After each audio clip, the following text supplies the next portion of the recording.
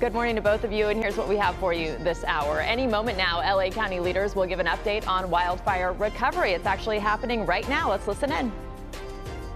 Of household hazardous debris removal and should be finished very soon. They're estimating they've completed about 75% of Eaton up in the Altadena area. The EPA has surveyed more than 6,500 properties and will continue to do this until it's completed.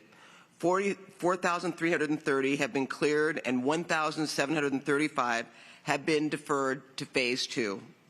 There are roughly 467 properties remaining. I'm also glad to report that Phase 2 private property debris removal began last week, and the U.S. Army Corps of Engineers is gearing up to get more properties cleared this week.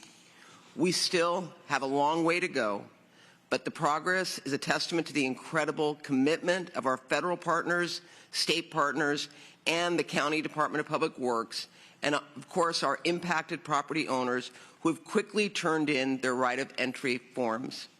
As of today, 3,909 right of entry forms have been received from the Altadena fire, which is 61% of the total impacted homes. I want to remind all residents to check the maps available online that track the status of Phase 1 and Phase 2 debris removal and the right of entry form submissions. Please continue to encourage friends and neighbors to submit their right of entry forms as quickly as possible. Debris removal is a crucial step toward our rebuilding. The county stands ready to support our residents to rebuild their home as quickly as possible. Additionally, the county's one-stop shop in Altadena is up and running, and this is a comprehensive permitting center which will be in the community until Altadena is rebuilt. Our residents will have access to all necessary permitting departments to efficiently guide and approve the rebuilding of their homes and, of course, the businesses. Recovery and rebuilding will continue to be my top priority. I was in the community again over the weekend speaking with impacted residents and our teams that are on the ground. I am continually heartened by the hope of our community members and the dedication of those helping to rebuild our community. There are so many encouraging examples of the progress we're making toward recovery. For example, today the grocery outlet is reopening in Altadena. This beloved locally owned market is a staple in the community and has been sorely missed over the last month. On the side of the grocery outlet building, there's a beautiful mural celebrating Altadena. Right next to it, a massive sign that reads, "Altadena strong, we will rebuild." What a symbol of hope for every person who shops there and who drives past that building on Lake Avenue. It is a powerful reminder that we will get through this and restore a sense of normalcy for our homes and businesses together. With that, I would like to introduce Supervisor Lindsay Horvath in the 3rd District. Thank you, Madam Chair. I first want to report our board action yesterday, which included a 6-month eviction protection for workers and small business owners impacted by the fire. This motion includes $10 million directed towards rent relief countywide, and we know this is critical at a time when people are worrying how they're going to pay their rent when they lost their job, when they lost their place of employment to these fires. We're giving them just a little bit of targeted relief. First, the first Palisades property was completely cleared of Phase 1 and Phase 2 debris removal. We are moving with unprecedented speed and urgency in the Palisades fire burn area, and we want to thank all of our partners who are working in collaboration and partnership to make sure that we are moving with that kind of efficiency. Our Department of Beaches and Harbors, as well as our state partners, have stepped up to protect our coastline, removing large debris from beaches, and they are also testing sediment incident at Topanga and Will Rogers beaches. We know those areas are of particular interest. We are paying attention to them, and we're working with all of our partners to protect our coastline. These test results showed that the material was not hazardous to beachgoers or to our environment. However, testing will continue, and if you do see fire debris on the beach, you can report it to a lifeguard, or you can call us at Los Angeles County 424-526-7777. The county has also established a resident relief fund, and the interest form is now available at recovery.lacounty.gov. Effective Monday, February 24th, the new DRC operating hours will be Monday through Saturday, 9 a.m. to 7 p.m., and our disaster recovery centers will now be closed on Sundays. You'll be able to get confirmation when you submit your right of entry form and when it's transmitted to our Army Corps, and I know our partners are here to talk about the progress that they've been making. I also want to address the landfill debris plan. As we know, there's been a lot of frustration in the community, and I think that's resulted from our inability to provide basic answers to residents' questions on what the plan details are. It is clear to us at Los Angeles County that our board does not ultimately decide where and how debris is disposed, and nor do we license landfills. That authority rests with the state to select, license, and ensure the safety of communities surrounding the landfills in partnership with our federal government. We requested our state partners to share their plans here today. I am told that they were unavailable. We were hopeful they were able to join us, but obviously that is also disappointing because proactive communication and transparency are essential. My office hosted 2 town halls last week to engage the community in this conversation. As we know, getting clear answers to people's questions is really what helps to assure people that the plan that we have developed is well thought through and has their safety in mind. So I will continue to ask the questions that our community deserves the answers to, and until we have those answers, I will continue to ask the questions. I know that this matter is scheduled to be discussed at our board next Tuesday. We will continue discussing it with the community, and we know that they deserve answers in order to know that their communities will be safe. With that, I will turn it now to Bill Dunbar, Information Officer from U.S. EPA.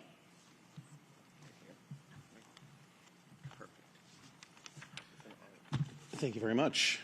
Good morning. My name is Bill Dunbar. I'm a Public Information Officer with the U.S. Environmental Protection Agency, and I'm here to bring good news.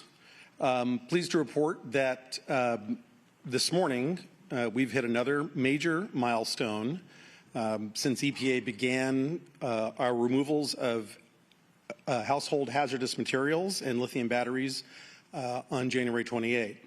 As of last night, of the 13,000 plus properties impacted by the fires, EPA has completed over 80% of our work to conduct our portion of the recovery process, which we have been calling Phase 1.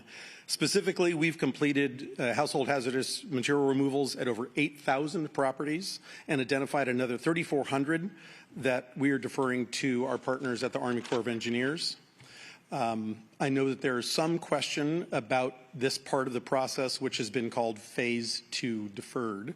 EPA defers to Phase 2 those properties where there are unsafe conditions for our workers, and that those conditions prevent them from completing the Phase 1 hazardous household hazardous material removal. In these cases, we deferred the Phase 1 removal to the Corps, and the kinds of impediments that we might run into are damaged walls, collapsed ceilings, or upper floors, maybe some large debris such as trees or heavy metal, where the Corps is more capable of tackling that difficulty than we are. And to perhaps provide a little more information on that, I'm going to pass it on to Colonel Eric Swenson of the Army Corps of Engineers.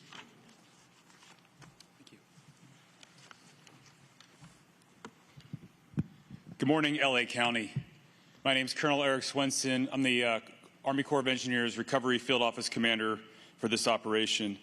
I just want to start by thanking the County Board of Supervisors for the opportunity to provide this update on Army Corps of Engineer progress in Phase 2 of debris removal. Our team remains committed to this mission, working diligently and safely to help families and communities take a big step forward in this recovery and rebuilding process. So in Phase 2, the removal of fire-related debris is well underway. Our teams are actively clearing properties as we speak, ensuring we do so safely, efficiently, and with environmental stewardship in mind. USACE, the Army Corps of Engineers, has mobilized nearly 750 personnel, and these numbers will continue to grow over the coming weeks as we ramp up our efforts till we are fully staffed to be able to remove the debris from these communities. Just a quick update. Yesterday we had 15 what I call primary debris crews out removing the fire ash and debris from damaged properties in both the Palisades and Eaton fire impacted areas. We also had 25 asbestos remediation crews out actively working to remove the asbestos hazards so that our primary debris crews can go out and follow them to remove the remainder of the Phase 2 debris. We also had over 80 teams out doing site assessments. That's kind of our first step so we understand what the hazards are and what equipment we need to bring before those debris crews show up. We are working across both fire impacted areas and making great progress. We also began debris removal on the Pacific Palisades Charter High School, Pali High. That has been ongoing for several days, and it's really exciting for the Palisades community, as we know that is a fixture and a really important building in many lives in that community. 4 of the 5 schools within the Pasadena Unified School District that we were tasked to clear have had their primary ash and debris removed.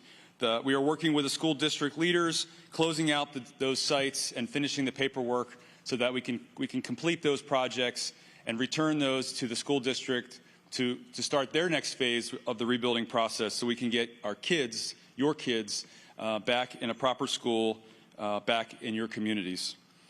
I just want to hit a couple topics here. How we remove and haul debris. I know if you've heard me before, I talk about this as often as people will listen.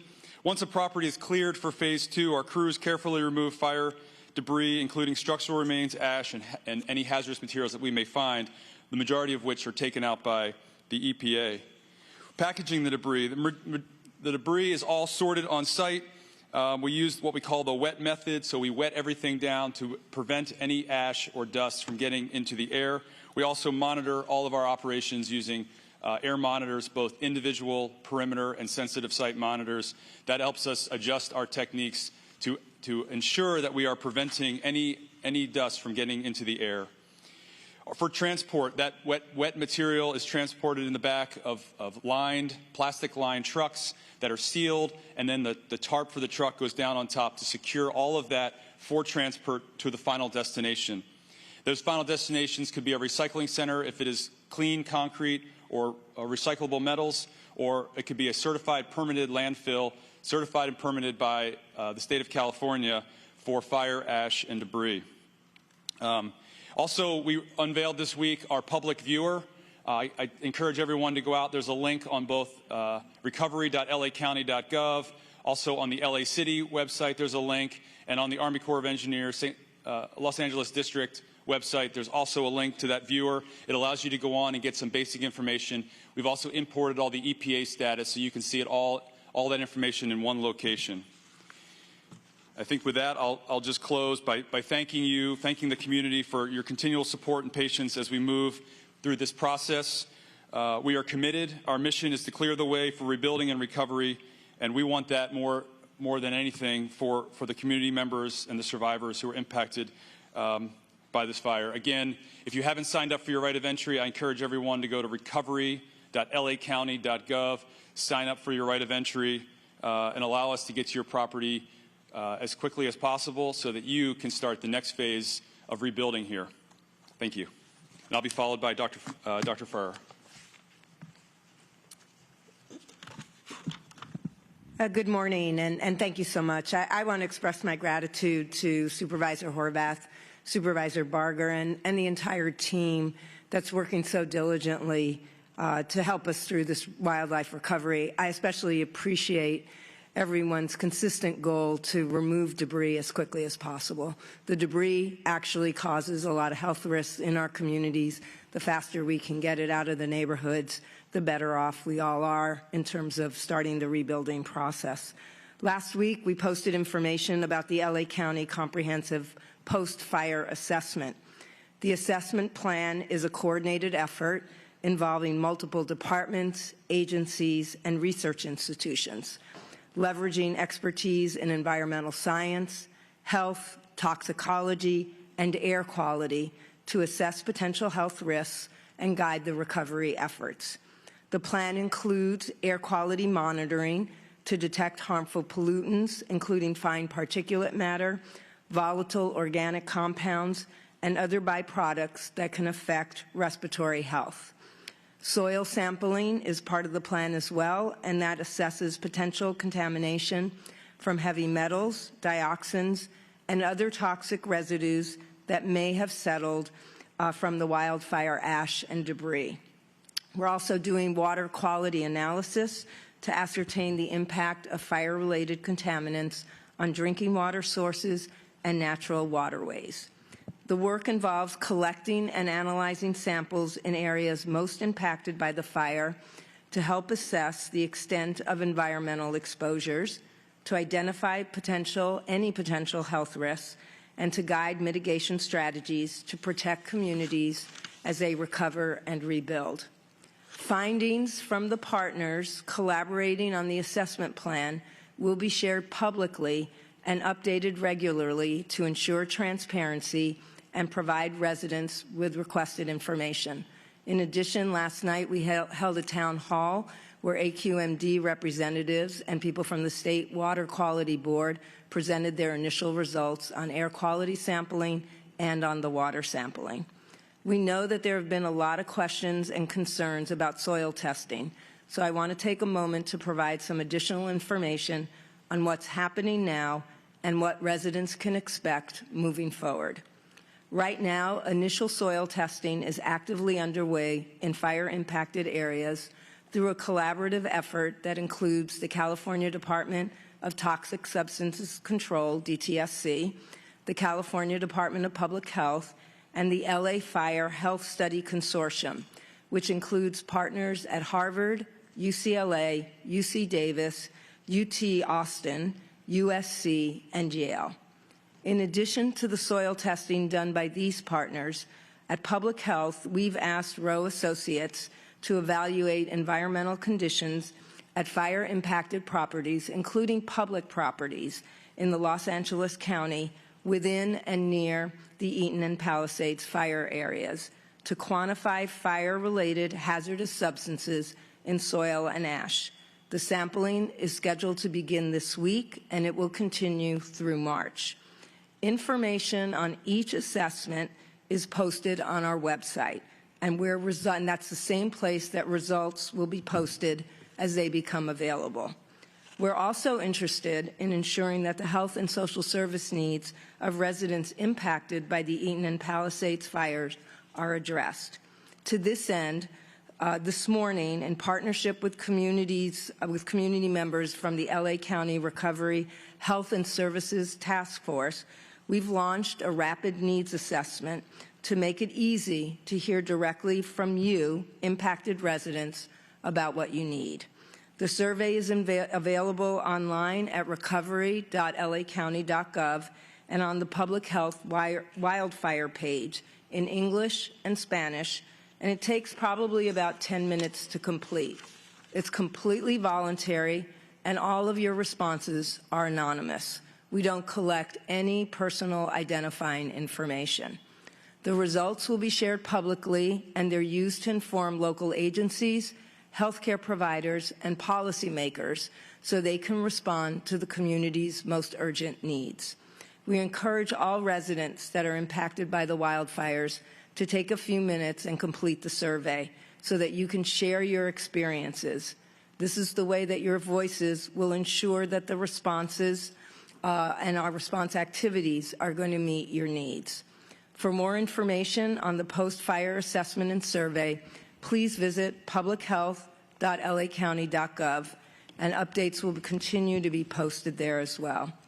I want to extend my deepest thanks in closing to the many partners and community residents across government, healthcare, and community organizations who are working tirelessly to guide our recovery efforts.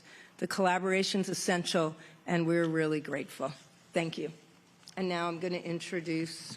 Actually, you're the last speaker. Questions. Yes. We'll do question and answer session right now. If you have a question, please raise your hand and we'll bring a microphone to you. We'll go right there in the back. Please name and media outlet. Thank you. Yes. Okay. Hi, I'm Omar Lewis with KTLA 5 News. My question is for Supervisor Horvath.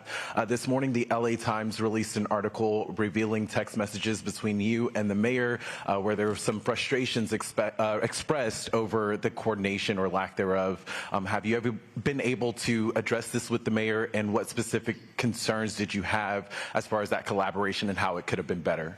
Yeah, we have since discussed the subject of the text messages, and it's clear that we agree that the situation could have been handled better, and it needs to be handled better going forward. People want clear communication, they want clear answers, and they want us to coordinate, work together, and make sure that we are prioritizing their needs. So the mayor and I have had a conversation around that. We're clear, and it's time to focus on moving forward and making sure we're helping our residents. Thank you. Any other questions? Right here in the middle. Hi, this is Kate Cagle from Spectrum News 1. My question is for the EPA. There's been reporting about FEMA declining to do confirmation testing after the cleanup at individuals' properties. I wonder if you could speak to whether or not, in your department's view, is that 6 inches of soil that will be removed enough to remove contaminants, or does there need to be more testing in the soil after the cleanup? That's a good question. It's a better question to be directed to FEMA, and perhaps Colonel Swanson can also address it. We know that in previous wildfire cleanups that EPA has been involved in, that 6 inches seems to be enough. We also know that this is not a pristine area, that humans have been here for quite a while. And so we could keep digging and digging and digging and continuing to test the soil and continuing to find contaminants that may not have been from the wildfire. So we think that 6 inches seems appropriate, but that's not a decision that EPA is making. Colonel, is that something you wanted to weigh in on? Or? Yeah, I appreciate the question. I think the EPA's answer was accurate. There's legacy contaminants in the ground. There's naturally occurring contaminants in the ground. And the FEMA's authority, the authority we have under law is to remove the fire ash and debris, the contaminants, any of the concerns from this fire. And we know from a decade or more of doing fire ash and debris removal that by removing 6 inches, we are taking enough material and a little extra material to ensure that we have all of the fire ash and debris from this fire. Thank you. Other questions? Right over here. Hi, Tony Briscoe, LA Times. Wanted to ask the LA County officials whether or not there would be soil testing or any types of measures taken to make sure that properties that are cleaned meet California's cleanup standard before rebuilding can take place.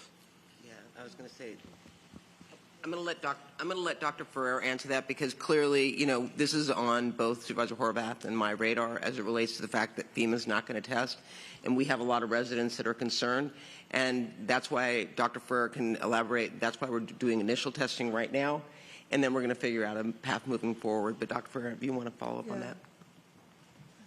I thank you so much for the question, and I think Supervisor Barger actually gave the answer, which is that we know a lot of residents want that confirmatory soil testing.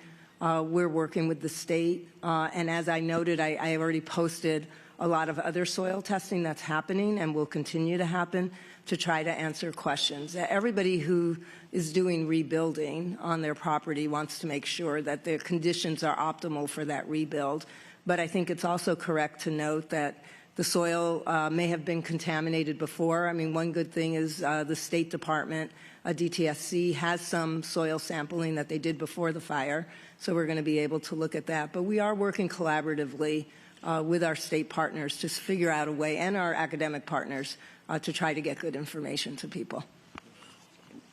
Did you have a follow-up? Yeah, no, I just wanted to be clear.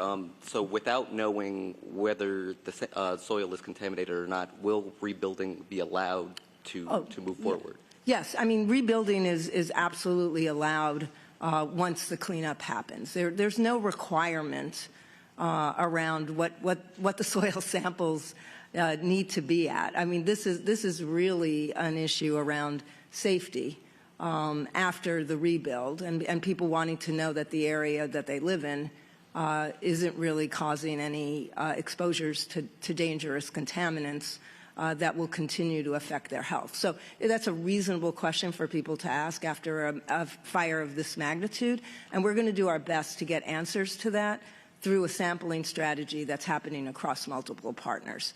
But that is different than what has happened in previous fires and where people have had that confirmatory soil testing. Thank you. Right here in the middle. Good morning. Craig Figner with KNX News. I think for Supervisor Horvath. The question, I have two questions. The property that's been first to be cleared in the Palisades, was that an opt-in? Yes. Okay. And then my other question is the Army Corps of Engineers is taking debris to, the number that sticks in my head is 17 different locations or landfills across the state that are licensed for different levels of hazards. Do you not have that list of 17 locations? So the county does have the list of 17 landfills that are permitted by the state to accept that debris. And so the way the process has worked, the Army Corps, the county is leading the coordination on the ground here in Los Angeles County. The Army Corps asked the county which landfills were permitted to accept that debris, and that is how they got the list of 17 landfills that exist. They're permitted by the state, and the concerns that we then heard from the community were, how can you guarantee that that the debris that goes there is not hazardous to our health or toxic, I think was the word that they used, and who is enforcing that? These are state licenses, which is why we want our state partners to be able to speak to the process that they go through to provide that license and the enforcement mechanism to ensure people's safety. I think people deserve those answers, and we're going to work to get them for them. Thank you. In the back. Yeah, you mentioned that on Tuesday you'll be discussing this further about those landfills. Can you go into more detail about what you expect to discuss? Are we talking about relocating some of those different dump sites, or what that will look like? Yeah, so this was originally on our agenda this Tuesday, and because of these questions, we want to make sure that we spend more time communicating with the community so they get the answers that they need. What is within the discretion of the Board of Supervisors is not whether they're licensed or whether they can operate. The discretion that we have as the Board of Supervisors are two things. Operating hours, can we extend them? And can we increase the tonnage that is allowed to come into the landfills on a daily basis? That is what is within our discretion, and that is what is being potentially discussed at our board meeting. But I think given the conversations that have happened in the community, the questions that are being asked, that is the discretion that exists with the board, and then that conversation may proceed on Tuesday. Any other questions? Right over here. I'm late. I apologize if this has already been asked, but I have a branding question. You guys historically have been referring to this as the Unified LA press conference. I see the Unified has dropped, and is that any sign of difficulty between the city and the county working together? We've seen that there seem to be some underlying tensions that have been revealed in some text messages. Is there a lack of unity between LA City and County? Well, I'll let Supervisor Horvath address the last part of your question, but I can tell you as the representative over Altadena, the reason why I continued the press conferences as a supervisor and also as chair of the board representing Altadena was because my community felt that they were getting lost in the discussion.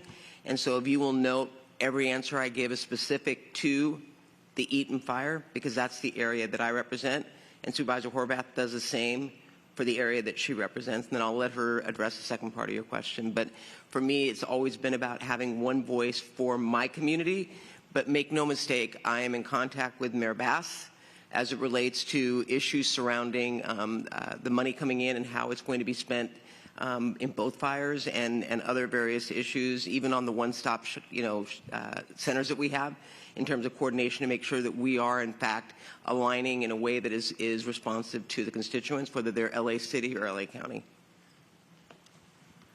And at this stage, the county is the lead agency on the debris removal. We were the lead agency on the storm preparation. That has been largely the focus of our press conferences on Wednesday mornings, which is why they have continued. The city's invited to participate, but we really are the lead agency bringing everyone together. So we're doing this work not only for the unincorporated areas, but all of the incorporated cities too. So I know the Malibu mayor isn't here. I know the mayor of Pasadena isn't here, but we're doing this work for everybody. And so that's why the county is continuing to lead these press conferences on Wednesday to mark our progress. Thank you. Any final questions? All right. If not, thank you for attending.